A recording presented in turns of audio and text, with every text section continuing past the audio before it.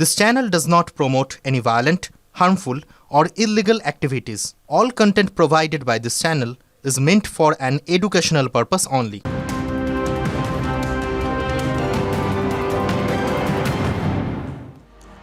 তৃণমূলের উন্নয়নের পাঁচালী কর্মসূচি প্রচারকারীতে ভাঙচুরের অভিযোগ উঠছে নন্দীগ্রাম ১ নম্বর ব্লকের ভেকুটিয়ায়। প্রচার করার সময় ট্যাবলোয় হামলা চালানো হয় বলে অভিযোগ। ভাঙচুরের ঘটনায় বিজেপির হাত রয়েছে অভিযোগ তৃণমূলের, যদিও এই হামলার অভিযোগ অস্বীকার করেছে পদ্ম শিবির। এবার একটু আবহাওয়ার আপডেট আপনাদের দিয়ে দিই, কারণ সপ্তাহ শেষে আরো ঠান্ডা পড়বে, জাঁকিয়ে শীতের আভাস বাংলায়। আগামী দুদিনে আরো ১ থেকে ২ ডিগ্রি পারদ পতনের আশা। কাল ১২ ডিগ্রি সেলসিয়াসে নামতে পারে কলকাতার পারদ, ৭ ডিগ্রিতে নামতে পারে বীরভূমের তাপমাত্রা, পুরুলিয়া আসানসোলে পারদ ৯ ডিগ্রির ঘরে থাকবে। বছরের শেষ পর্যন্ত শীতের আমেজে বাধা নেই। আজই কলকাতা তাপমাত্রা ছিল ১৩.৭ ডিগ্রি সেলসিয়াস, মরশুমের শীতলতম দিন। আর অন্যান্য জায়গায় বিশেষ করে বীরভূমের শ্রীনিকেতনে তাপমাত্রা ছিল ৯ ডিগ্রি সেলসিয়াসের কাছাকাছি। এবং আগামী ১ থেকে ২ দিন আরও তাপমাত্রা কমবে এরকমই পূর্বাভাস রয়েছে, অর্থাৎ ১২র ঘরে পৌঁছতে পারে কলকাতার তাপমাত্রা। TV9 বাংলায় স্বাগত। বেঙ্গল ব্রেকিং নিয়ে আপনাদের সঙ্গে রয়েছি আমি শর্মিষ্ঠা, আর আমার সঙ্গে রয়েছে আমি আত্রি। আজকে শীতের কাপড়ে আস্তে আস্তে লাগছে, মানে জোরালো ঠান্ডা এবার আসবে, তাই তো? সেই শীতের কাপড়ে লাগার আগে বাসন্তী কেঁপে উঠল বিস্ফোরণ। আহত হয়ে ক্লাস 4-এর এক ছাত্র হাসপাতালে মৃত্যুর সঙ্গে পাঞ্জা লড়ছে। জমি নিয়ে বিবাদ দুই পরিবারের, আর সমাধানের হাতিয়ার কি না বোমা। কৃষ্ণগঞ্জের তামান্নার কথা এত তাড়াতাড়ি ভুলে গেলাম আমরা? বারুদের স্তূপের উপর আর কতদিন দাঁড়িয়ে থাকতে হবে এই শৈশবকে? শীতের ছুটিতে বাড়ির পাশেই বন্ধুদের সঙ্গে খেলছিল ছেলেটা, কিন্তু কে জানতো কিছুক্ষণের মধ্যেই রক্তে ভেসে যাবে তার মুখ। বোমার আঘাত নিয়ে ছুটতে হবে হাসপাতালে। বাসন্তী থানা এলাকার আমঝরা গ্রাম পঞ্চায়েত। গ্রামের শেখ এবং গায়েন পরিবারের মধ্যে জমি নিয়ে বিবাদ দীর্ঘদিনের। ৬ বছর আগে শেখ পরিবারের একজন খুনও হয়েছিল বলে অভিযোগ। তারপর গত কয়েক বছর সব ঠান্ডাই ছিল। সম্প্রতি আবার সমস্যা শুরু। বিবাদ মেটাতে বড়দিনের দিন সালিশি সভাও ডাকা হয়েছিল, কিন্তু তার আগেই বোমার আওয়াজে কাঁপল বাসন্তী। অভিযোগ, নতুন করে গন্ডগোল পাকানোর জন্য নির্মীয়মান বাড়িতে বোমা মজুত করে আনার শেখ। মজুত রাখা বোমাতেই বিস্ফোরণ বলে অনুমান। তদন্ত শুরু হয়েছে, গ্রামে বসেছে পুলিশ পিকেট। পার্টি আমরা করতাম মাদার আর ওরা করতো যুব। আচ্ছা, এবার এই নিয়ে 19 সালে একটা দুর্ঘটনা হয়ে যায়। হওয়ার পরে আমাদের 70টা বাড়ি লুটপাট করে নেয়। ওরা বোম বেঁধে শুকুচ্ছিল, আর আমার এই নাতিটা গিয়ে এবার এই বোমটা দেখে হাতে করে এরকম দেখলো, দেখে হঠাৎ বাস্ট হয়ে গেল, গিয়ে ওই দুটো চোখ নষ্ট হয়ে গেল। ঘটনাস্থলে পাওয়া গেছে বোমার সুতলে। রাতেই ঘটনাস্থল থেকে নমুনা সংগ্রহ করেছে পুলিশ। বোমার ঘায়ে ফের আক্রান্ত হলো শৈশব। এই ঘটনা নিয়ে শুরু হয়েছে রাজনৈতিক দড়ি টানাটানি। স্থানীয় সূত্রের খবর, দুই পরিবারের তৃণমূলের সমর্থক। দুপক্ষই তৃণমূলের সমর্থক পরিবার। আজকে পশ্চিমবঙ্গে তৃণমূলের কারণে বোম বাজছে তৃণমূল, মারছে তৃণমূল, মরছে তৃণমূল। এই দেখুন, এই সমস্ত তৃণমূলের দুষ্কৃতি, আর এই সমস্ত পুলিশের সামনেই, পুলিশের মদতেই হয়। প্রশাসন ঠিকমতো যদি দেখভাল করতো তাহলে এরা এই সমস্ত করতে পারতো না। কোনো এই ঘটনার সঙ্গে রাজনৈতিক কোনো সম্পর্ক নেই। আমি বিষয়টা পুলিশকে জানিয়েছি, পুলিশ সঠিকভাবে তদন্ত করছে। রাজনীতি সুর চড়িয়েছে, কিন্তু এত বছরেও ফলাফল যে কিছুই হয়নি। বড়দের বোমায় ছোটদের যে বড় শাস্তি পেতে হচ্ছে। অভিজ্ঞান নস্করের রিপোর্ট, TV9 বাংলা। সকালে তারা তৃণমূল করেন, মানে জনপ্রতিনিধি হিসেবে পঞ্চায়েত বা পঞ্চায়েত সমিতির অফিসে বসেন, আর দুপুরে তারাই ঠিকাদারি করেন। পরশুরায় তৃণমূল নেতাদের একাংশের বিরুদ্ধে এমনই অভিযোগ উঠেছে। নামে বেনামে ঠিকাদারি সংস্থা খুলে ব্লক এলাকায় ঠিকাদারির কাজে তাদেরই একচ্ছত্র আধিপত্য। আর কাজ না পেয়ে ক্ষোভে ফুঁসছেন পরশুরার অন্যান্য ঠিকাদাররা। যদি কন্ট্রাক্টারি করতে চাও তুমি কন্ট্রাক্টারি করো, কোনো আপত্তি নেই। আর যদি তৃণমূল করতে চাও, এই ঝান্ডাটা যে বুকে নেবে, কন্ট্রাক্টারির যে বোঝাটা আছে বাড়িতে সেটা ফেলে রাখতে হবে। ঠিকাদারি এবং তৃণমূল দুটো একসঙ্গে চলবে না। অভিষেক বন্দ্যোপাধ্যায়ের এমন কড়া বার্তার পরেও আরামবাগ মহকুমার পরশুরায় তো নিয়ম ভাঙার বিস্তর অভিযোগ। পরশুরায় বেনামে ঠিকাদারি তৃণমূলের একাংশের। এমনই অভিযোগে বিডিওর দ্বারস্থ পরশুরার ঠিকাদার ইউনিয়নের সদস্যরা। তাদের দাবি, সরকারি নিয়মকে বুড়ো আঙুল দেখিয়ে ব্লক জুড়ে সরকারি কাজ করে যাচ্ছে ব্লকেরই কর্মী অথবা পঞ্চায়েত সমিতির সদস্যরা। কোনো স্টাফ এখানে দীর্ঘদিন ধরে কাজ করে যাচ্ছে টেন্ডার অনুযায়ী, এবং আমরা এটা বারবার আবেদন করা সত্ত্বেও এটা কোনো কার্যকরী হয়নি। পরশুরা পঞ্চায়েত সমিতি থেকে রীতিমতো রেজলিউশন করে সিদ্ধান্ত নেওয়া হয়, এলাকায় ব্লকের কর্মী বা পঞ্চায়েত সমিতির সদস্য কর্মাধ্যক্ষরা নামে বেনামে ঠিকাদারির সঙ্গে যুক্ত থাকবেন না। কিন্তু তার তোয়াক্কা না করেই ঠিকাদারিতে নেমে পড়েছে পঞ্চায়েত সমিতির আধিকারিক থেকে ব্লকের কর্মীরা। এমনই অভিযোগ ঠিকাদারদের সংগঠনের। আগে করছিল না, তো সেই জন্য জানানো হয়নি। যখন রেগুলেশন হয়েছিল তখন থেকে সবাইরই বন্ধ ছিল, এখন থেকেই চালু হয়েছে। এটা অভিযোগটা পেয়েছি আমরা, ওটা নিয়ে এখনো আমরা আলোচনা করছি। বিজেপির কটাক্ষ, ঠিকাদারির নামে তোলা ও কাটমানি সহজেই পকেটে যাওয়ার সুযোগ। তাই তৃণমূল নেতারা উন্নয়ন ছেড়ে ঠিকাদারিতে মন দিয়েছেন। রেজুলেশনকে বুড়া আঙুল দেখিয়ে তাদেরই আত্মীয় স্বজন ঘনিষ্ঠ পরিবারের সব কন্ট্রাক্টারি নিয়ে কাজ করছে, আর লক্ষ লক্ষ কোটি কোটি টাকার দুর্নীতি করছে। তার জন্যই নিজেদের মধ্যে ভাগ বটনে মারপিট হচ্ছে। পুরসুরা পঞ্চায়েত সমিতির সভাপতি তিনিও কার্যত স্বীকার করে নিয়েছেন শাসক দলের জনপ্রতিনিধিরা তারা নামে বেনামে কাজ করছে। মা কনস্ট্রাকশন তা যে আছে তার স্টাফ মানে ছেলে এখানে কাজ টাজ করে, বিডিও অফিসের স্টাফ, এবং সে আপনার এই অনলাইন টেন্ডার প্রক্রিয়াটা দেখাশোনা করে। ক্যামেরার সামনে না এলেও স্থানীয়দের অভিযোগ, আমাদের পাড়ায় বুথ পিছু 10 লক্ষ টাকা করে মঞ্জুর হয়েছে। একটি ব্লকে 300 থেকে 350 বুথ আছে। সেই কাজই এখন হাতিয়ে নেওয়ার চেষ্টা করছে শাসক নেতারা ঠিকাদারদের মাধ্যমে। আরামবাগ থেকে তন্ময় বৈরাগীর রিপোর্ট, TV9 বাংলা। তিনি সামনাসামনি নেই, কিন্তু সামনে না থেকেও যেন আছেন প্রবলভাবে। এগরায় তৃণমূলের বিদ্রোহী চেয়ারম্যান স্বপন নায়কের সমর্থনে পড়ল গুচ্ছের ফ্লেক্স। পাল্লা ভারী, তাই কি বুঝিয়ে দিচ্ছেন পুরো প্রধানের অনুগামীরা? মাঠে নেমে ভূমিপুত্র চ্যালেঞ্জ জানাচ্ছেন তৃণমূলকে। এগরায় এই নিয়ে নানা ফিসফাস। তিনি এগরায় তৃণমূলের চক্ষুশূল, কিন্তু এখন এগরায় চোখ খুললেই তো স্বপন নায়ক। তৃণমূলের বিক্ষুব্ধ পুরপ্রধানের সমর্থনে এভাবেই তাঁর খাসতালুকে ফ্লেক্স পড়ল। মাস দুয়েক হতে চললেও স্বপন নায়ককে এখনো চেয়ারম্যান পদ থেকে সরাতে পারেনি তৃণমূল। কখনো তার পদ খারিজের জন্য অনাস্থা, কখনো আস্থা ভোট, কিন্তু তৃণমূলের প্রত্যেকটা বলই স্বপন নায়ককে ছুঁতে পারেনি। এই প্রেক্ষাপটে স্বপনের সমর্থনে ফ্লেক্স নিয়ে এগরাবাসীর একাংশ কি বলছেন? আমাদের স্বপনবাবু উন্নয়নের কাজ অনেক ভালো করেছেন, আর এই মুহূর্তেও স্বপনবাবুকে আমরা চাই। এটা অবশ্যই সঠিক কথা যে স্বপন কুমার নায়ক মহাশয় এগরারই ভূমিপুত্র, এটা অস্বীকার করার কোনো জায়গা নেই। 2022-এর পুরভোটে এগরার 14টি ওয়ার্ডের মধ্যে তৃণমূল জেতে 7টিতে, বিজেপি পায় 5টি ওয়ার্ড, একটি করে কংগ্রেস ও নির্দল কাউন্সিলরের সমর্থনে বোর্ড গড়ে তৃণমূল। তৃণমূলকে চ্যালেঞ্জ ছুঁড়ে যাওয়া স্বপনের পাশে কার্যত দাঁড়িয়েছে বিজেপি। সম্প্রতি আস্থা ভোটের দিন বিজেপি কাউন্সিলরদের সঙ্গে আলাদা করে স্বপন বৈঠক করেন বলে অভিযোগ। স্বপনকে নিয়ে ইঙ্গিতপূর্ণ মন্তব্য বিজেপির। বিদ্রোহী নেতার সমর্থনে ফ্লেক্স আমল দিচ্ছে না তৃণমূল। তাদের নেতা কর্মীরা তাদের মনের কথা, তাদের হৃদয়ের কথা প্রকাশ করছে।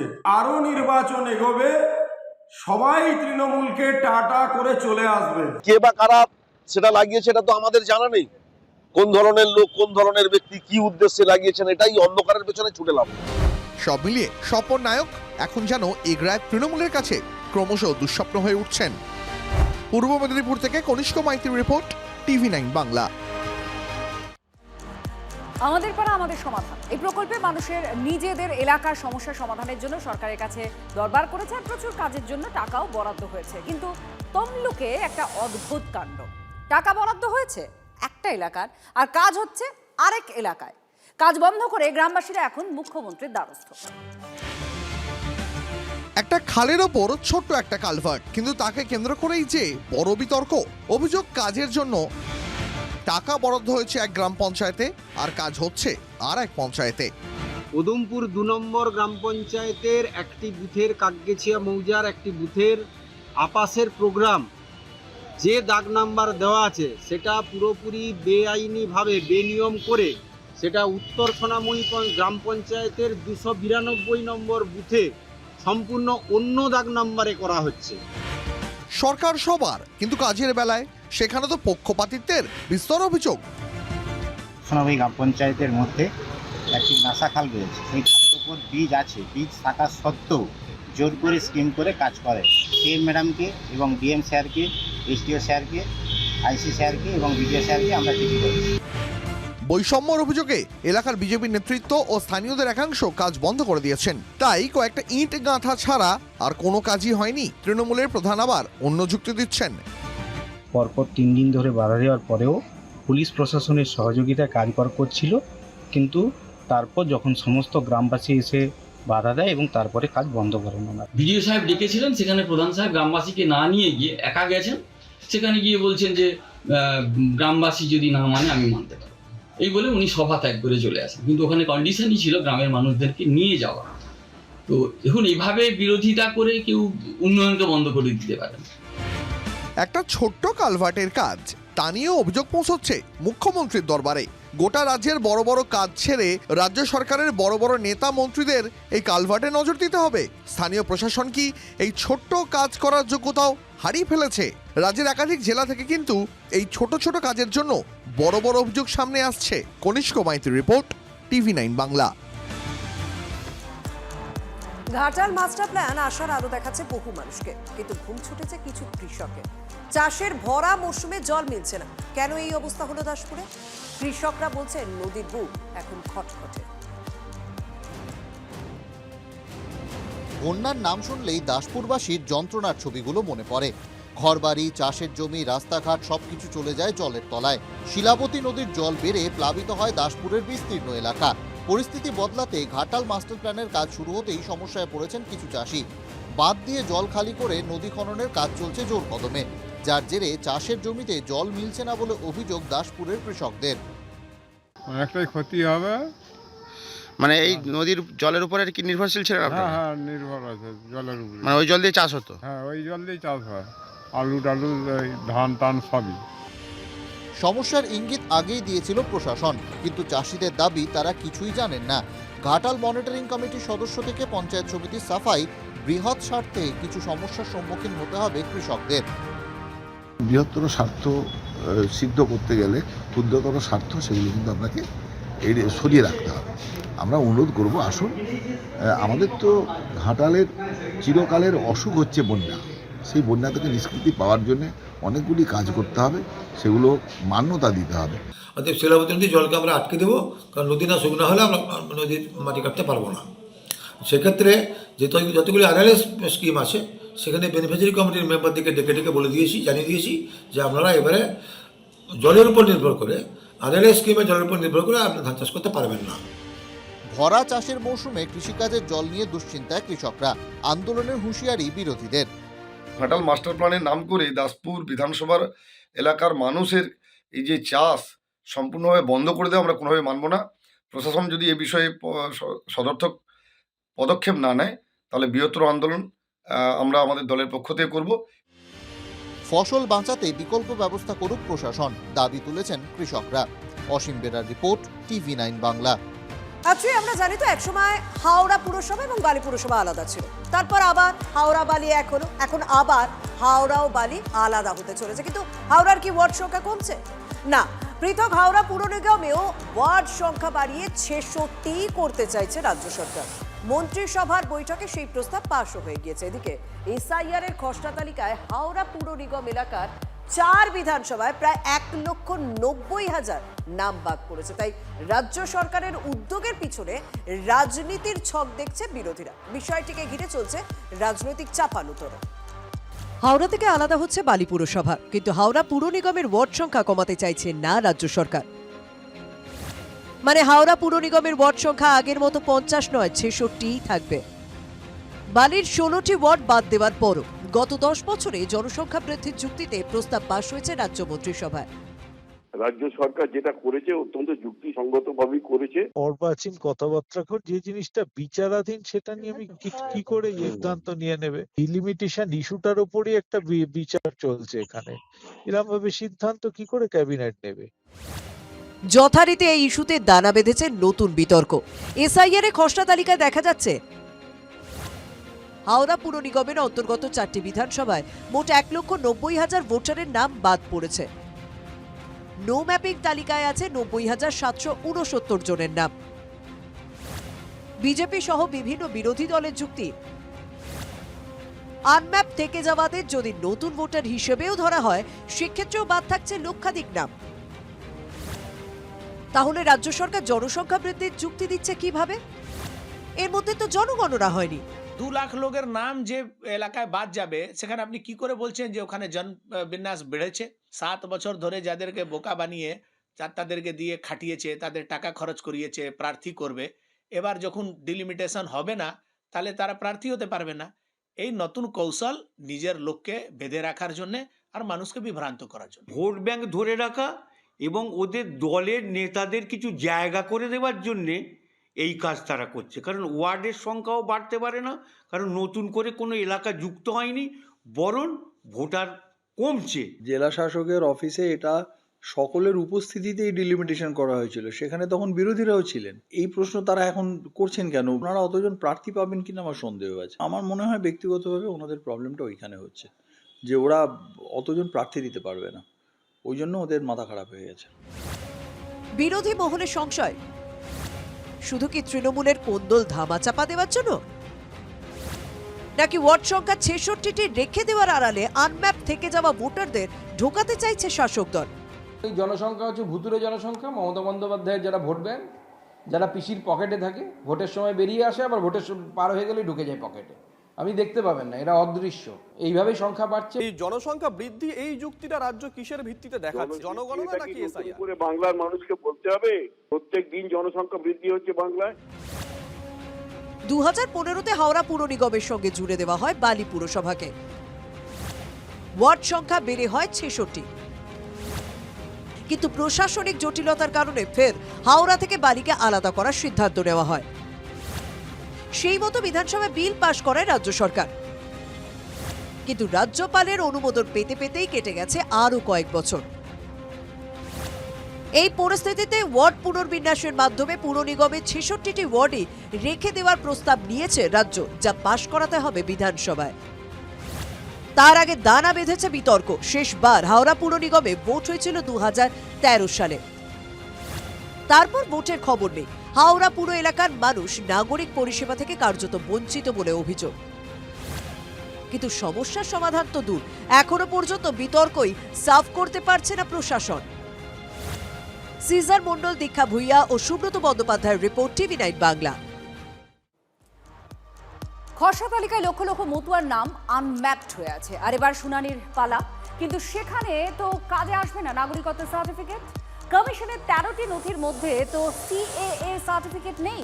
উদ্বেগ তাই মতুয়াদের একাংশের মনে। উদ্বাস্তুদের সংশয়কে সামনে রেখে বিজেপিকে নিশানা করছে এখন শাসক দল তৃণমূল, আর পাল্টা তৃণমূলের বিরুদ্ধে CAA নিয়ে ভুল বোঝানোর অভিযোগ তুলছে বিজেপি। নাগরিক হলেন অথচ তার ভোটের অধিকার থাকলো না, এটা মস্ত বড় কোশ্চেন। নাগরিকত্ব দেখে ভোটারের নামটা তুলে দিন, তাহলে আমরা তো ভেসে যাব। এ যেন একুল ওকুল দুকুল চলে যাওয়ার মতো পরিস্থিতি। ধর্মীয় অত্যাচারের কারণে নাকি ওপার বাংলা থেকে এপারে পালিয়ে আসেন পল্লবী মণ্ডল। বাংলাদেশের মায়া ত্যাগ করেছেন আগেই, এবার ভারত থেকেও কি নাম কাটা যাবে? পল্লবীর মতো এমন অনেক মতুয়ার মনে এখন এই প্রশ্ন, যাদের মা বাবা দাদু দিদার নাম নেই 2002-এর ভোটার তালিকায়। আর ভোটার তালিকার বিশেষ নিবিড় সংশোধনে খসড়া তালিকায় স্পষ্ট মতুয়াগড়ে সর্বাধিক বেশি নাম আনম্যাপড। এই মতুয়াদের একটা অংশ নাগরিকত্বের জন্য আবেদন করেছেন, কেউ কেউ পেয়েওছেন। কিন্তু নির্বাচন কমিশন শুনানিতে যে 13টি নথির কথা বলেছে তার মধ্যে তো নাগরিকত্বের সার্টিফিকেট নেই, তাই অনেকেই দুশ্চিন্তায়। নাগরিকত্বের সার্টিফিকেট নিয়ে যদি কেউ যায় তাহলে শুধুমাত্র নাগরিকত্বের সার্টিফিকেটের ভিত্তিতে সে কিন্তু ভোটার তালিকায় নাম তোলার ক্ষেত্রে হিয়ারিংয়ে কোনো গুরুত্ব পাবে না। আর এখানেই নানা রকম প্রশ্ন উঠে আসছে। সার্টিফিকেটটা পেলে ভোটারের নাম থাকে তাহলে আমরা খুশি হই। আমি দাবি করছি যেন আমার ভোটার তালিকায় নাম থাকে। খসড়া তালিকায় স্পষ্ট বাংলাদেশ সীমান্ত লাগোয়া আসন যেখানে মতুয়ারা নিয়ন্ত্রক, সেখানে ম্যাপিং হয়নি হাজার হাজার মতুয়ার। সীমান্তবর্তী গাইঘাটায় আনম্যাপ 14.5%, হাবড়ায় 13.6%। সর্বাধিক মতুয়া বাস করেন যেখানে, সেই বাগদায় 12.7% ভোটারের ম্যাপিং হয়নি। এবার তাদেরই ডাক পড়ছে শুনানিতে। 2 মাসের মধ্যে ইলেকশন কমিশন সারা পশ্চিমবঙ্গে এসআইআর করাতে পারে, তাহলে যিনি নাগরিকত্ব সার্টিফিকেট পেয়েছেন তিনি যাতে ওই সার্টিফিকেটে তার ভোটের নামটাও থাকে সেই ব্যবস্থাও তারা করতে পারে। এই প্রেক্ষাপটে কি করবেন মতুয়ারা? মতুয়া ঠাকুরবাড়ির সদস্য তথা কেন্দ্রীয় মন্ত্রী শান্তনু ঠাকুরের দাবি, সিএএতে আবেদনই একমাত্র রাস্তা। পাল্টা শান্তনুর বিরুদ্ধে মিথ্যাচারের অভিযোগ করেছেন তার জেঠিমা তথা ঠাকুরবাড়ির সদস্য মমতা বালা ঠাকুর। যেখানে সুপ্রিম কোর্ট ভার্ডিক্ট দিয়েছে যে নাগরিকত্ব না হলে ভোটার কার্ডের লিস্টে নাম থাকবে না, সেখানে আমরা কি বলবো? আমরা দাবি জানাবো যাতে একজনের নামও বাদ না যায়। শান্তনু ঠাকুর তো একেবারে আমি যেটা বলেছিলাম যে মিথ্যে কথা বলেই রাজনীতির ভিতরে ঢুকেছে, এবং দেখেন প্রতিদিন একটার পর একটা মিথ্যে কথা বলছে, একটার পর একটা, এবং এখন সত্য জিনিসটা ওর মুখ দিয়ে বেরিয়ে এসছে। কারোর কাছে নথি থাকলেও তা কাজে আসছে না, আবার কারোর কাছে কোনো কাগজই নেই। শুনানি শেষে চূড়ান্ত তালিকায় নাম থাকবে কি, সংশয় যাচ্ছে না মতুয়াদের একটা অংশের। যে সমস্ত সাধারণ মতুয়া 2002-এর পরে এসেছেন তাদের কাছে ওই নাগরিকত্বের সার্টিফিকেট থাকলেও ইলেকশন কমিশন যে এক্ষুনি খুব গুরুত্ব দিচ্ছে না সেটা কিন্তু স্পষ্ট। TV9 বাংলার জন্য সুকান্ত মণ্ডলের সঙ্গে দীপঙ্কর দাসের রিপোর্ট, উত্তর 24 পরগনা। আর এরই মাঝে দেখুন, প্রতিবেশীকে বাবা বানিয়ে ভোটার লিস্টে নাম তোলার অভিযোগ উঠছে। বাবা চুরির অভিযোগে থানায় দ্বারস্থ বড় ছেলে, লিখিত অভিযোগ নিউ টাউন থানা। অভিযোগ, রাজারহাট নিউ টাউন বিধানসভা কেন্দ্রের বালির বাগান এলাকার বাসিন্দা ফেলারাম বিশ্বাসের 2021 সালে মৃত্যু হয়েছে। পরিবারের দাবি, ফেলারামের 2 ছেলে 2 মেয়ে রয়েছে, অথচ এসআইআর এর তালিকায় ফেলারামকে বাবা দেখিয়ে নাম তুলেছে প্রতিবেশী বাংলাদেশি যুবক সুরজ বিশ্বাস। শুধু পরিচয়পত্র ব্যবহার করে এপিক কার্ড নয়, তৈরি করে ভারতীয় পাসপোর্ট থেকে আধার কার্ড, এমনকি তিনি রাজারহাট নিউ টাউন বিধানসভা কেন্দ্রে 119 নম্বর পার্টের বিজেপির বুথ সভাপতি। থানার দ্বারস্থ ফেলারাম বিশ্বাসের বড় ছেলে উত্তম বিশ্বাস। যদিও অভিযুক্ত যুবকের দাবি, উত্তম বিশ্বাসই তার দাদা। মনোমালিন্যের কারণে সম্পর্ক অস্বীকার করছে। বিশ্বাস তো মানে আমার বাবার হচ্ছে, আমার বাবাকে বাবা বলেছে, সেই হিসাবে ভাই, কিন্তু আমাদের কোনো ব্লাড রিলেশন ওর সঙ্গে নেই। তারা অভিযোগ করছে, কেন কি কারণে তো জানি না, আমি সেটা কথা বলতে হবে ভাইদের সাথে কি ব্যাপার আছে। এখন রাজ্য সেপারেট হয়ে গেছে, হয়তো সে কারণে কোনো কিছু হতে পারে, আমি জানি না কি কারণ ওরা কি বলছে।